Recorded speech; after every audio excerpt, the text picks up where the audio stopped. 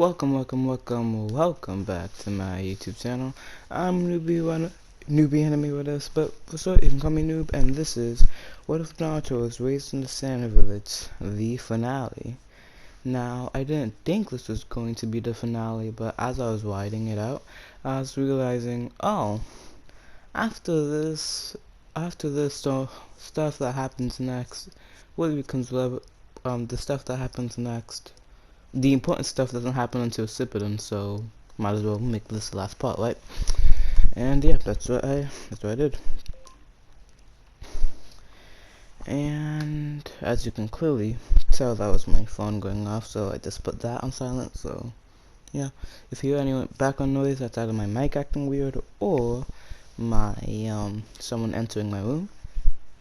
And the Mist Village what if.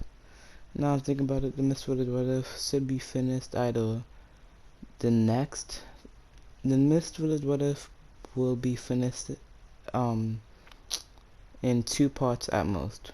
The next 2 parts will be the final part of the Mist Village what if there even is 2 parts of it. And then after that, I'm going to be doing 2 brand new what ifs. New what ifs you haven't gotten in like months now. Sorry about that still. But hey, I was lazy. Yeah, no. All that being said, let's just get right into it. What if Naruto was raised in the Sand Village, Chapter 7, when a plan comes together? The Konoha quest had begun, and the Genin had taken their stations throughout the stands. Inasa Kato on the right, Team 7, Sasuke, Sakura, and Sai on the left, Team 8, Kiba, Sino, and Hinata on the center, with Lee and Tenten there to support them. Since Lee didn't break his leg in this what if, the Jonin are out helping where they can, and with that, let's actually get into what's happening. Wasa and Yasumaru are on the rooftop with Hiruzen, but there isn't a seal around them. That's because Wasa has 4 elite ninjas, who I'm just going to be calling the Elite 4. There's Pokemon references. That failed terribly. There's Pokemon references a lot. Yeah, that's because Wasa has 4 elite ninjas or his Elite 4 fending them off. It gets to the point where the Sound 4 have to retreat, but the Elite 4 will just follow them. We'll get back to that. Wasa and Yasumaru are now assisting Hiruzen to take Orochimaru down, and by assisting I mean carrying. Orochimaru then starts to speak. Wasa, why do you side with the Leaf? I know your son comes from here, but surely he hates it. Remember how this village wronged you and hid him from you? Don't you want revenge? Wasa then states, I've already made peace with this village, and if you don't want to die here, you will too. Orochimaru just starts to laugh as he casts the reanimation jutsu, but just as coffins are about to come out, Wasa sends his gold dust at him. Orochimaru dodges, but the coffins are now magnetized. Before any Hokage can come out of the coffins, they get crushed under the weight. So Orochimaru is now taking on a 3-on-1. Yasumaru is the first one to strike. He uses Flying Kunai Explosion, Wind Style Great Breakthrough, Wind Style Get Palm, and Water Style Water Dragon Jutsu all at once. Orochimaru dodges this and dashes at the 3 of them, but he feels like he's getting pulled back to where the attacks were going. Due to Wasa's strong magnetism and him getting slightly grazed by one of the sand, he gets pulled back to all of Yasumaru's attacks, which then land on him directly. Orochimaru quickly gets up and tries to dash at them again, and they all dash as well. Hiruzen uses Fire Style Massive Dragon Flame Bomb, while Wasa uses Sand Tsunami at the same time. The sand surrounds Orochimaru from all sides while attacking as well, and the fire is attacking him head on. When the fire and sand mix, they become a thick glass that stabs into Orochimaru from all sides, while also making a cage he gets trapped in. Hiruzen then uses Shuriken Cyclone Jutsu and throws it at Orochimaru. He dodges it, but Wasa uses his magnetism to bring it back at him. Then, when it comes back around, Hiruzen increases the size to Giant Shuriken. Just readjusting my mic. Okay, that should be better. Then Hiruzen increases the size to Giant Shuriken. He was then hit Orochimaru with his fire style massive combo jutsu, hitting him with all 5 elements. Yasumaru then jumps into the air and uses combination jutsu, Air Force Kunai Boaz, and it lands on Orochimaru's head. The glass cage was a taco absorbing one, so he could barely move. He gets hit by all of these attacks and is heavily damaged. He then jumps out of the cage and goes for Yasumaru with his grabs the upper blade and tries to kill him. But he gets dragged back down in a way so that he gets stabbed by his own blade. Orochimaru is already getting tired of this and, well, just like coughing up blood. And he jumps away from the roof trying to retreat, but once again he gets dragged back down. But this time he summons Manda as he is getting dragged. As I'm reading this, I'm realizing that later on I could have made Orochimaru will summon himself away. Yeah, I didn't think about that. And that would have been boring. The smoke coming up from Orochimaru summoning Magna Manda is enough to allow Orochimaru to use a jutsu to remove the magnetism. He then jumps away to the forest and has Manda attack the 3 of them, but Yasumaru, who was being carried, decides to take Manda on, and with his speed and overall annoying attacks, he manages to take Manda down in about the same time it would take to beat Kankuro in canon.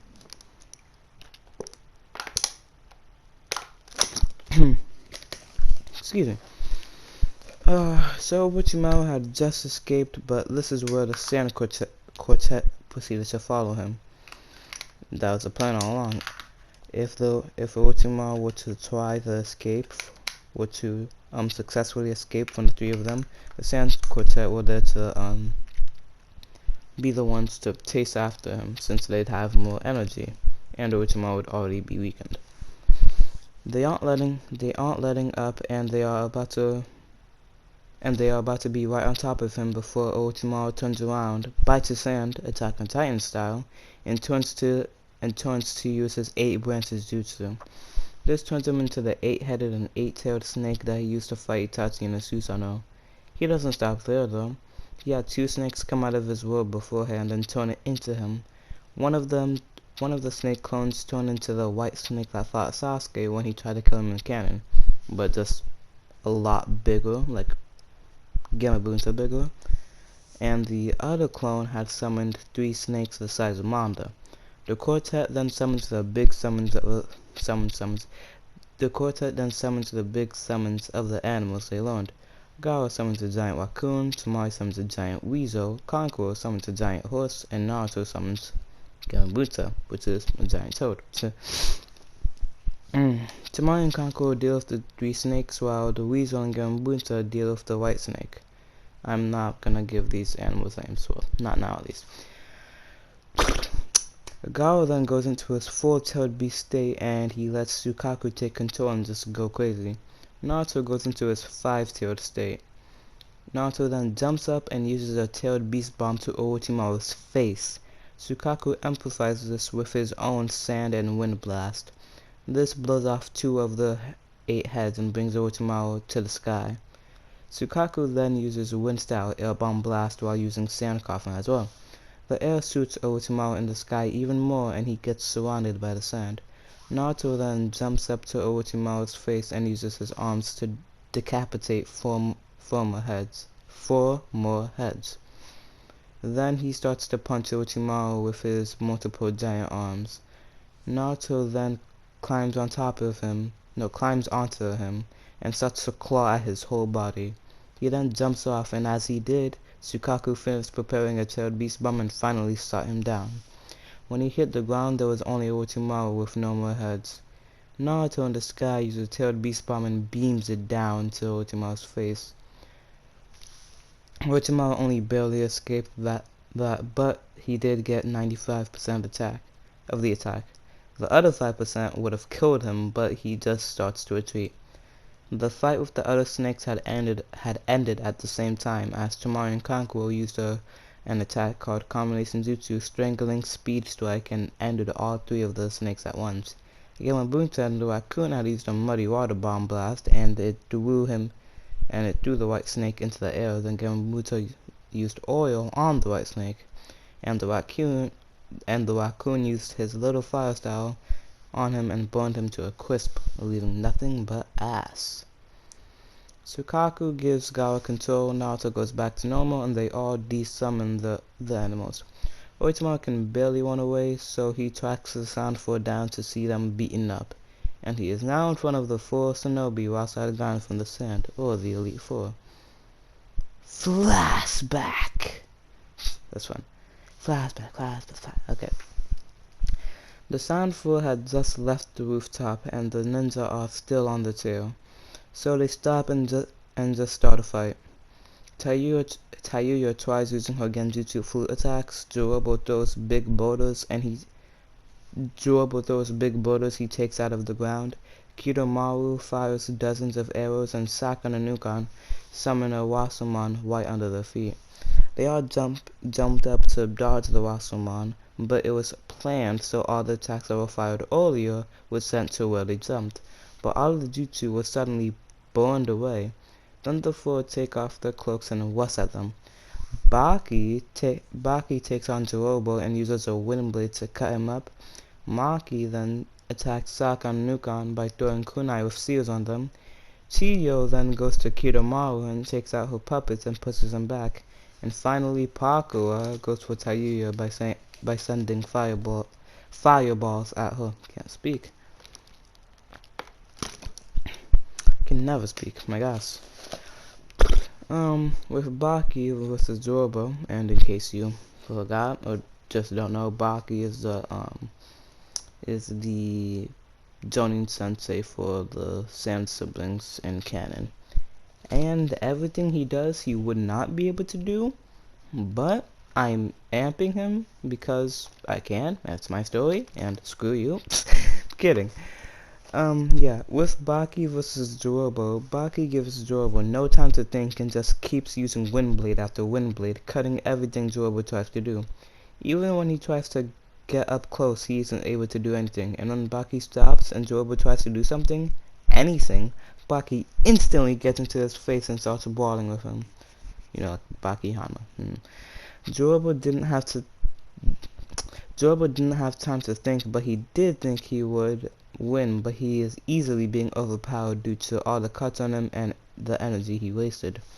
Baki is getting good hits in, and he then jumps away and uses Wind Style Massive Breakthrough and blows him away into multiple trees. Jorobo lands on his head and gets up and goes into his second stage of the Curse Mark. Baki wastes no time and keeps using Windblade after Windblade, but it's become even bigger. It knocks him around and cuts him at the same time. Jorobo can't do anything and is on the verge of passing out, and then Baki takes out a ceiling kunai and stabs it into Jorobo. This seals away all his chakra and makes him fully pass out. Maki vs. Saka and Nukan is going in Maki's favor as well. Also, Maki is the girl that fought and seared Pakura in the 4-4. She's also Pakura's student.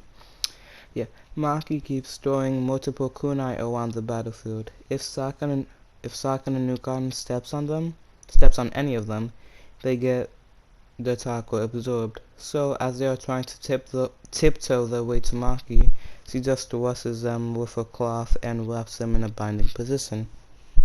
Crap. She then kicks them into the kunai area, and this not only binds them more, but it stabs them and absorbs their chakra. Saka and Nukan then go into the second stage and get out of it, and they both rush at her. She then jumps up into the air and leaves the cloth over the both of them in a way that they can't avoid it. It then absorbs all of the chakra as she falls down and stabs all the kunai that she used beforehand into the cloth. Then she moves the cloth around and makes it so that they are not only being stabbed but are also hitting each other. She then stabs them with the same kunai Baki had used. Tito vs. Kidomaru is the second most sad stomp because she is beating mans up with only one of her 2 puppets.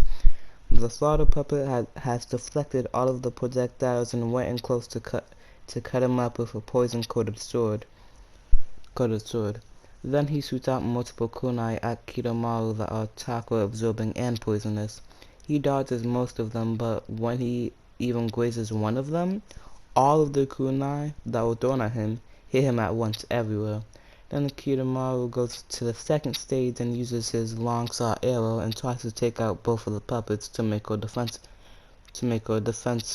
Yeah, defenseless. But she jumps over the arrow and takes out her Chikamatsu's 10 puppets and does her ultimate in Storm 4. Which is, yeah, if you know, you know. Then she blitzes him and stabs the same ceiling kunai. And finally, Tayuya vs. Pakura. Everything Tayuya tries, and I mean everything she tries, gets melted due to Pakura's squirt style. Pakura then uses squirt style extreme steaming mortar and throws them at her from all directions. Extreme steaming mortar is just like, think of truth-seeking orbs, those black things, but on fire. And they just burn all the water in your body. And I mean all the water in your body. And as they are coming at Tayuya from all sides, Pakura rushes her and gets some quick jabs in just before they all hit Tayuya. Now, this is where Tayuya would have died, but due to plot convenience, she survives and goes to a second stage. Her strongest Genjutsu gets burned and Pakura just walks to her and slams the Squirt Star Rasengan in her gut, which leaves her just a few inches from death. She then slams the kunai into her arm. That's when Orochimaru comes up. Pakura can't actually use the Rasengan again, and I'm just making her know the Rasengan. I'll leave a link in the description to let you know what Pakura can do and all that. Flashback end. Orochimaru is enraged yet terrified because he is seeing that he is surrounded on both sides. He then says, "This wasn't supposed to happen. The leaf was supposed to be crushed between my fingers." He sees them walk toward him and with panic he says, "Wait! If any of you take one step closer, Sasuke will die. I'll make the curse mark I put on him kill him instantly. So, if I were you, I'd back away." Thinking he pulled something, but he didn't.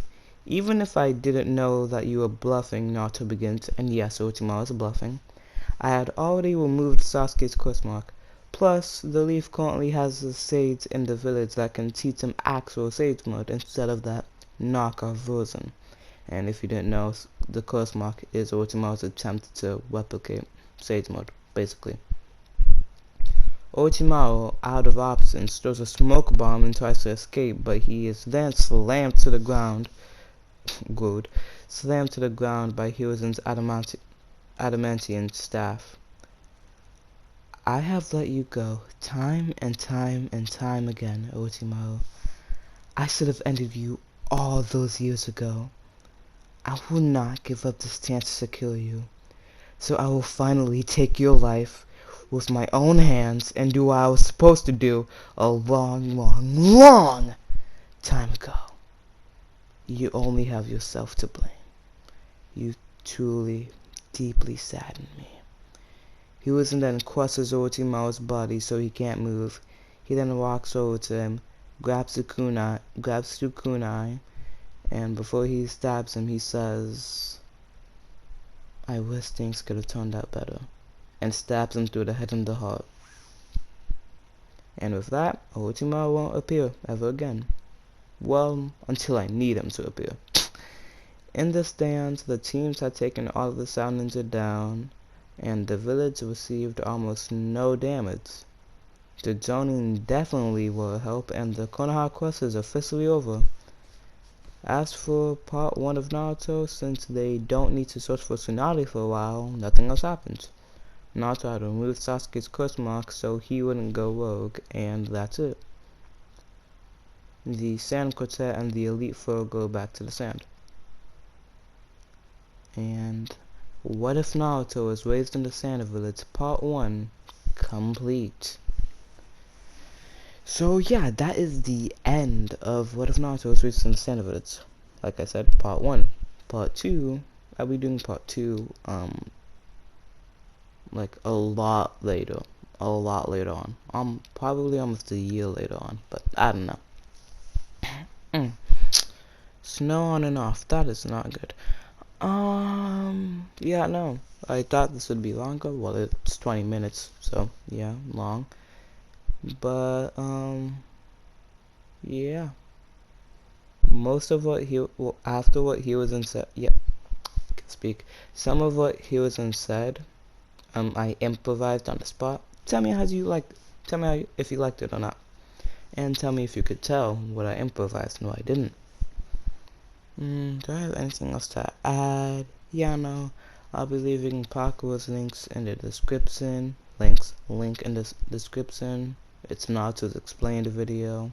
You understand more of what he can do. Baki was clearly amped, and Chiyo was able to take on Sasori, so you know what he can do. If you're like, oh, what about the search for Tsunade arc? As I said, they don't need to search for Tsunade for a while, since he was in his clearly still in shape. He is getting old for it, but like after a year, after the Konoha quest, then the source for Tsunade, but currently they don't need to. And when I start season 2, I'll probably, yeah, no, Tsunade will probably already be the Hokage, and Hiruzen would just be retired.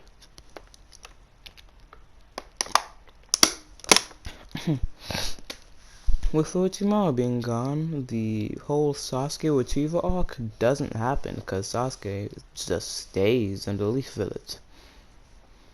I might pull what I did with the